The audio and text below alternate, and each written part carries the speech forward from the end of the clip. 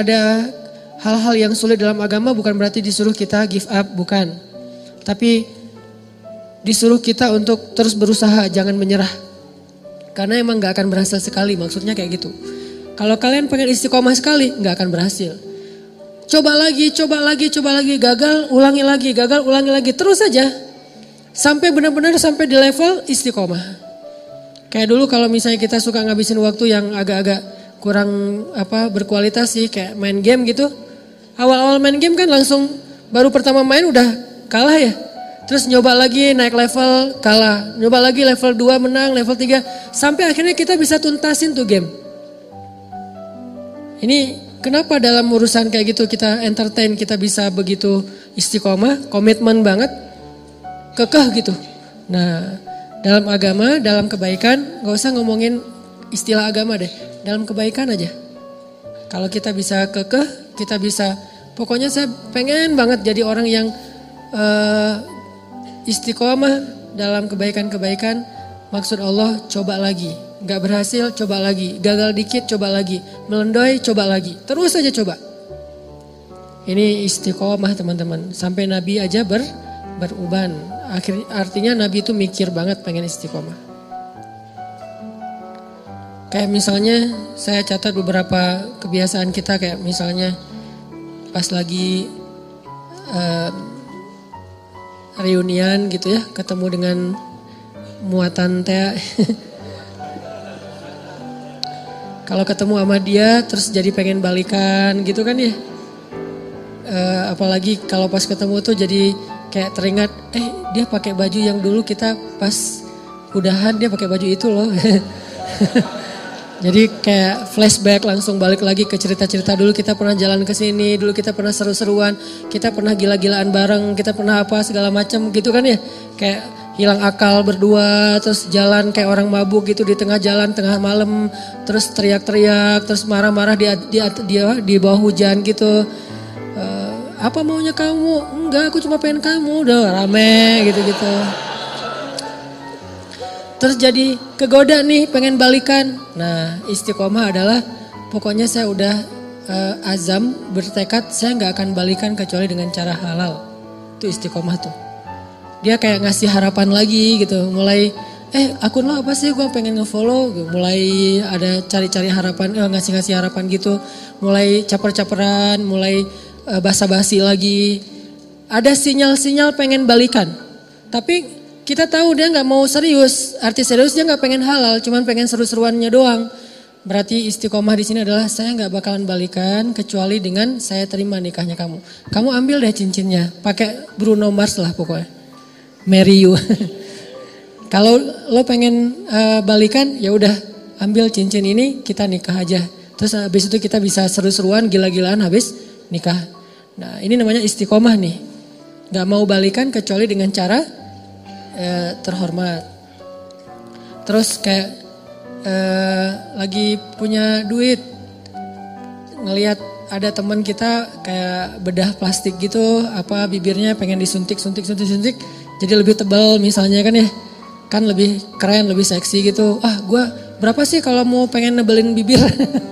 Oh cuman 7 juta.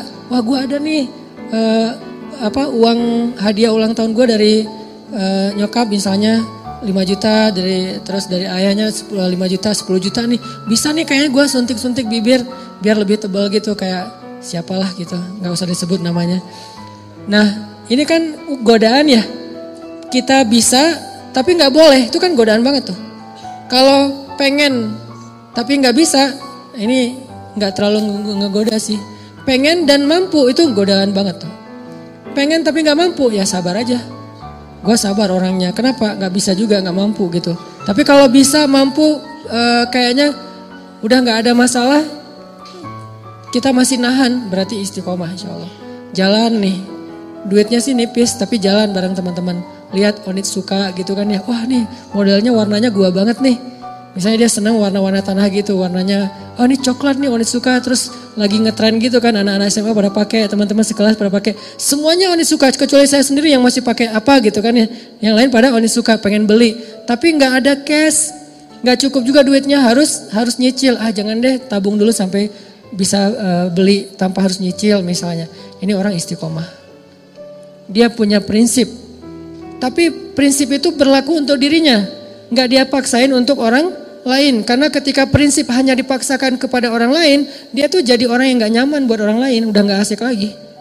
Kalau prinsip itu dia paksain buat dirinya, ke orang lain dia lebih kayak tadi tuh toleran, dia paham, mengerti pengertian ke orang lain, semua orang berproses. Itu dia tetap orang soleh dan asik. Orang jadi nggak asik tuh kan gara-gara memaksakan prinsip ke orang lain ya. Padahal dia sendiri juga belum kayak gitu. Nah, jangan maksain, tapi kita contohin, kita bikin itu sesuatu yang buat dia aku pengen lo kayak kamu, orangnya tuh nggak kegoda walaupun di antara teman-teman yang pada misalnya lagi naik gunung gitu. Udah lama dia udah berhenti ngerokok nih.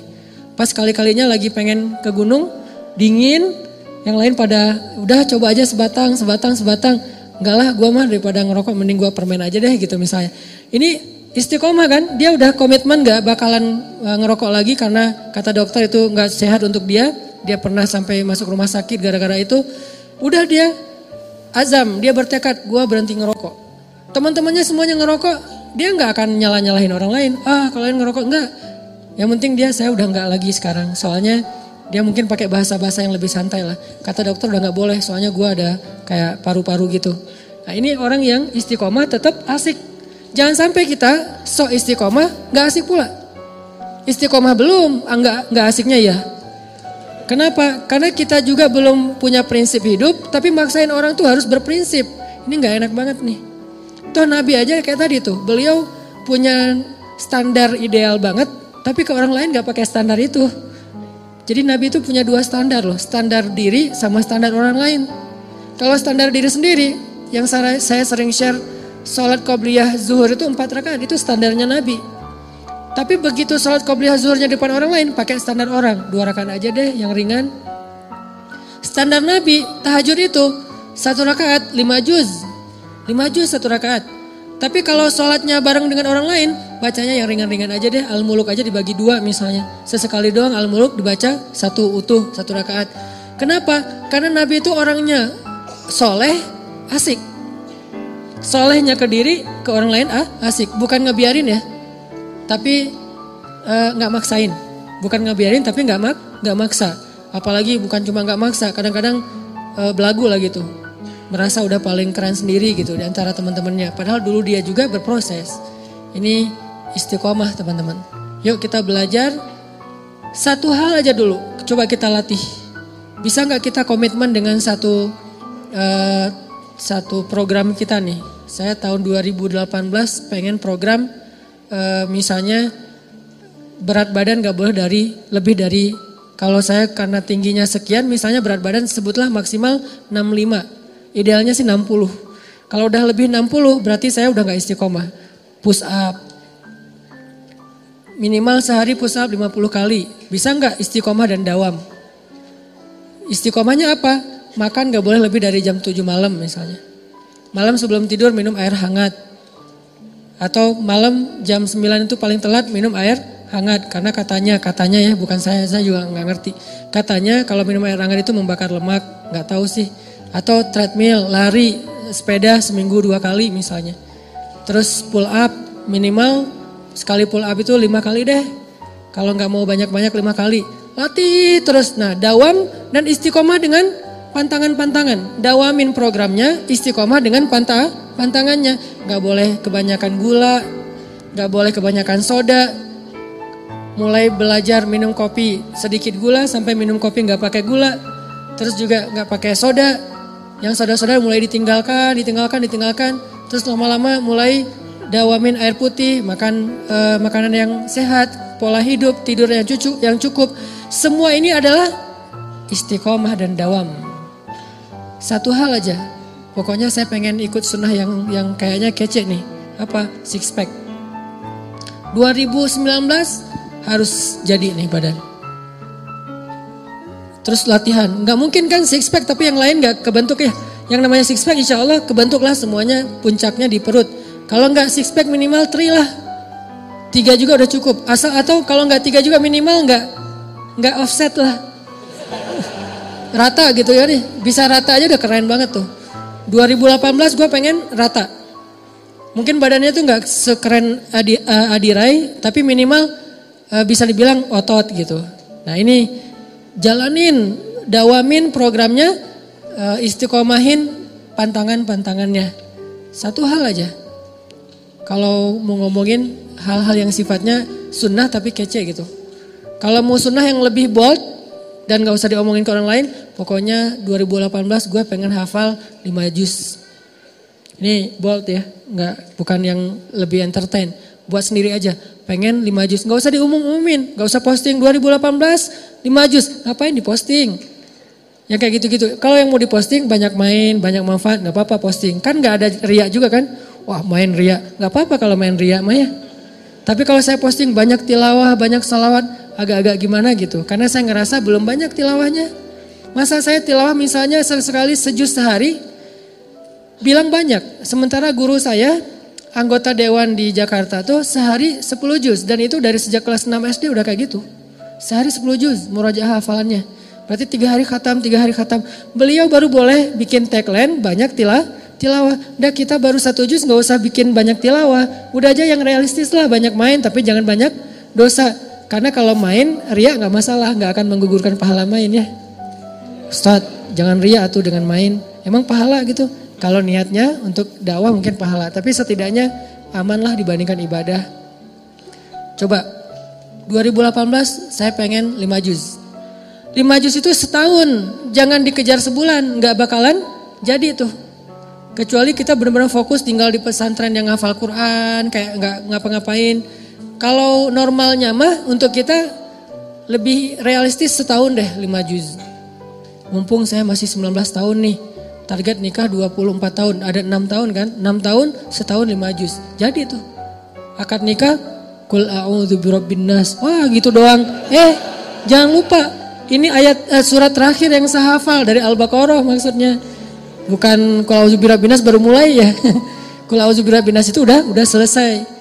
Maharnya apa? Seperangkat alat sholat. Maharnya apa? 1 gelang, 1 cincin, 1 rumah, 1 mobil. Ditutup dengan surat An-Nas.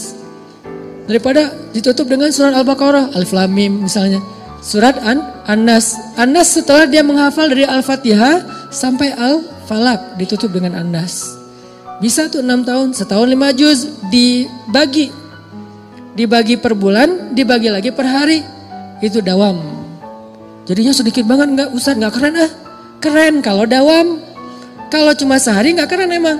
Tapi kalau dawam itu keren. Makanya ketika ada sahabat nanya ke Nabi, "Ya Rasulullah, ayyul amal ahabba ilallah?" Amal apa yang Allah paling suka? Apa jawaban Nabi? Adwamuha wa in qallat. Yang paling dawam walaupun sedikit. Yang paling dawam itu artinya konsisten. Kalau istiqomah itu artinya komitmen.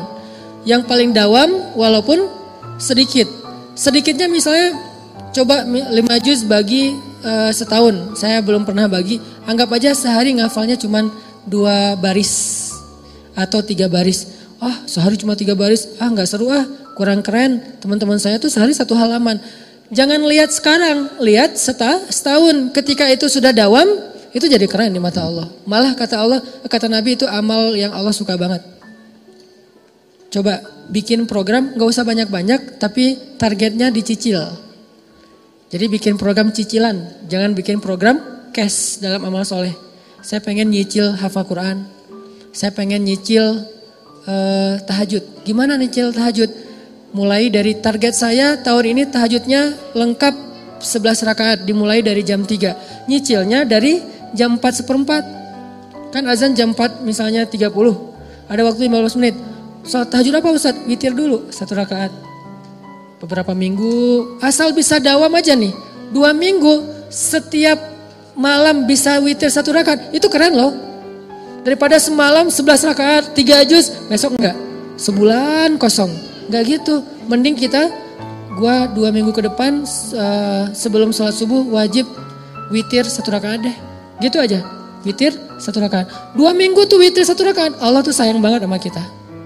Minggu ketiga mulai witir 3 rakaat deh.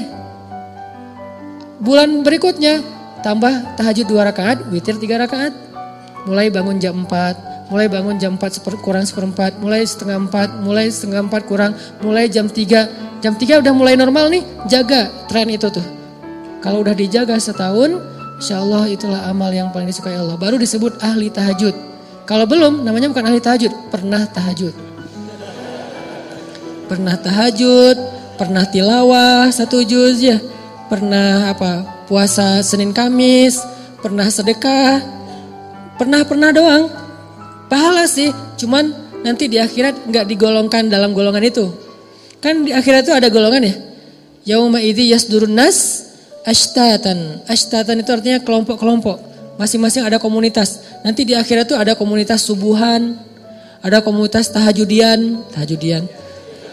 Ada komunitas sedekah, ada komunitas kayak duha gitu. Nah, ada orang yang di komunitas mana aja dia ikut. Kayak kita sekarang seneng ngegeng gitu, geng sana ikut, geng sini ikut, anak-anak parkour dia main, anak-anak BMX dia main, anak-anak skate dia main, anak-anak motor dia jalan juga touring. Artinya kan dia gaul banget ya. Karena semua bisa, BMX bisa, parkour bisa, skate bisa, mau motoran bisa. Anak sepeda dia ngegowes kemana ikut, berarti dia bisa semua nih. Di akhirat ada yang kayak gitu juga sih. Tahajud ada dia, duha ada dia, sedekah ada dia. Yang parah gak ada di mana-mana. Sendiri doang nih. Kenapa bisa sendiri? Karena dia pernah tahajud, pernah duha, pernah sedekah, pernah tilawah. Bukan ahlinya. Lihat ahli dengan pernah bedanya? Dawam dan istiqomah. Jadi kalau kita pengen punya komunitas nanti di Padang Mahsyar, komunitas tuh beda loh treatmentnya sama sendiri. Komunitas tuh biasanya dapat banyak kemudahan nanti di Padang Mahsyar. Kenapa? Saling mentestimoni gitu. Ya udah kayak kita misalnya check in under group dengan sendiri. Kalau FIT kita jalan sendiri tuh harga tiket lebih mahal satu. Kalau beli tiket grup itu lebih murah. Kedua, pas check in bagasinya kalau sendiri overweight itu bakalan bayar per kilo kan. Kalau under group overweight satu disubsidi sama teman-teman yang kurang, gitu kan? Nah itu logika sederhana di akhirat juga gitu. Kalau kita overweight dikit, nanti udah deh ntar saya gantiin. Atau misalnya harga tiketnya kemahalan tuh masuk surga, nggak apa-apa kalau beli grup lebih murah. Emang kayak gitu kaidahnya, kaidah jamaah. Karena berjamaah itu lebih berkah. Nah gimana biar masuk komunitasnya? Jadilah ahlinya. Gak bakalan jadi ahli kalau cuman pernah. Walaupun pernahnya tuh, saya pernah tuh, kayak saya pernah sholat tarawih semalam 10 apa 15 juz di Mesir. Pernah tapi nggak berulang, kapok, sekali doang. Itu juga nggak sengaja diajak sama guru saya, Hanan yuk ikut tarawih, imamnya bagus. Kan saya kayak imam hunter gitu kan, mencari-cari imam yang keren gitu, yang bacaannya bagus saya cari tuh. Enak soalnya. Dan saya pasti milih softnya di luar masjid. Walaupun yang terbaik di soft pertama, tapi untuk sholat sunnah saya pengen nyoba di luar, imamnya bagus dan soundnya di Mesir itu bagus-bagus tuh. Jadi kita kayak lagi nongkrong tapi ngedengerin sholat. Nah waktu itu imamnya emang bagus, tapi Al-Baqarah, Ali Imran, An-Nisa, Al-Maidah, Al-An'am, sampai At-Taubah, sampai Yunus. Masya Allah nih imam ngeri banget. Tahajud dari mulai habis Isya, selesainya gak sempat makan sahur. Antara 10 sampai 15 juz. Cuman sekali doang. Dan nyesel pula tuh. Gak tahu berpahala apa enggak nih. Nyeselnya kayak saya jadi Pas saya baca cerita Abdullah bin Mas'ud yang sholat di belakang Nabi terus dia kayak nyesel gitu, saya kebayang karena saya juga pernah ngerasain kayak gitu. Sholat di belakang Nabi nih Abdullah bin Mas'ud. Pertama enak lama-lama, kok lama banget nih nggak ruku-ruku. Lama-lama Abdullah mengatakan tahu gini saya nggak akan ikut dari awal. Dia ngebatin kayak gitu. Saya juga kayak gitu pas saat tahajud. Tahu gini saya nggak mau ikut sama Syekh. Pas pulang gimana Hanan? Besok lagi. Aduh gak enak badan saya. Gak mau lagi seumur-umur. Sampai sekarang. Kalau dibawa lagi ke Mesir gak mau saya. Kenapa? Gak kuat. Bayangin tahajud dari Isya sampai menjelang sahur. Dan sahur di Mesir itu bukan imsak kayak kita. Sahurnya batasannya tuh azan subuh. Jadi udah deket azan subuh. Kita pas habis witir. Itu makan itu udah kayak orang lapar banget. Karena bentar lagi azan subuh. Saking full semalaman sholat. Nah ini namanya bukan ahli tahajud. Pernah tahajud 10 juz, minimal pernah lah. buat jadi bahan ceramah doang gitu. Ya gue pernah loh sholat tahajud 10 juz padahal cuma sekali doang. Dan itu juga gak sengaja dan nyesel lagi. Kalau orang yang di masjid itu, nah itu baru keren. Kakek-kakek yang udah berapa tahun kayak udah 10 tahun kayak gini. Nah itu namanya ahli tahajud dengan model Rasul. Itu beneran. Nanti insya Allah mungkin kita berhusnuzon dia bakalan masuk komunitasnya Rasulullah. Foundernya tuh Rasul. Terus anggotanya tuh orang-orang yang tahajud kayak Ibnu Abbas, Abdullah bin Zubair, kayak gitu-gitulah anggota-anggotanya. Termasuk yang di masjid Sayyidah Zainab nama daerahnya. Masjid Sayyidah Zainab itu kalau kayak saya yang cuma pernah sekali nggak masuk komunitas. Tapi berpahala nggak? Kalau ikhlas tetap berpahala. Pahala sama komunitas itu beda. Pahala itu reward. Kalau komunitas itu kayak dapat satu anggota, tanda anggota tuh. Bukan reward doang. Jadi tanda anggota dan beda nanti treatmentnya di akhirat. Dawam istiqomah. Istiqomah di sekolah tuh teman-teman semuanya punya pasangan. Pacaran gitu lah. Kita istiqomah sendiri. Kan keren ya, soalnya gak ada yang mau misalnya. Pengalaman. Alhamdulillah saya belum pernah pacaran. Sekali-kalinya cuma LDRan dan itu gak penting-penting amat. Cuman kayak email-emailan doang, cuman say hi doang. Terus apalah, udah di Mesir tuh LDRan. Itu juga gak lama, cuma beberapa bulan diputusin. Langsung tawaf Sungai Nil gitu kan. Sekali-kalinya diputusin, kan berat banget tuh. Alhamdulillah gak pernah pacaran yang kayak sentuhan, jalan bareng tuh gak pernah. Kenapa? Alhamdulillah gak ada yang mau. Lo mau gak sama gue? Enggak males banget. Lo mau gak? Enggak, males banget. Semuanya males banget. Ya udah deh, gue sendiri aja. Alhamdulillah. Gara-gara gak pernah jadi kayak jadi ada obsesi yang terpendam gitu kan. Pokoknya saya pengen pacaran yang gila-gilaan. Terwujud setelah halal. Makanya bisa habis-habisan, bisa totalitas, bisa kemana-mana. Pokoknya pengen ngabisin waktu pacaran aja deh berdua.